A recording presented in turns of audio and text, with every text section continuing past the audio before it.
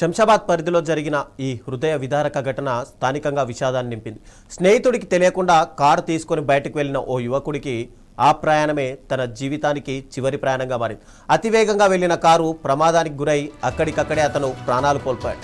ఇంకా జీవితం ముందున్న వయసులోనే అలా అకాల మరణం చెందడం అటు కుటుంబ సభ్యులను, స్నేహితులను తీవ్ర ఆవేదన గురిచేసింది. ఈ ఘటనపై పోలీసులు కేసు నమోదు చేసి దర్యాప్తు చేస్తున్నారు.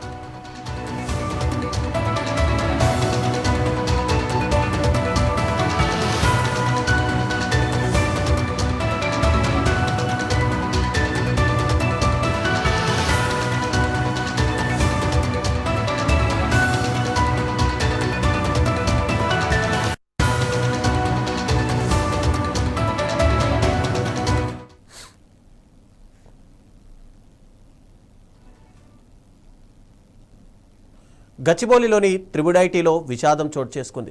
బీటెక్ కంప్యూటర్ సైన్స్ ద్వితీయ సంవత్సరం చదువుతున్న 20 ఏళ్ల విద్యార్థి అనిరుద్ ఆత్మహత్య చేసుకోవడం తీవ్ర విషాదాన్ని నింపింది.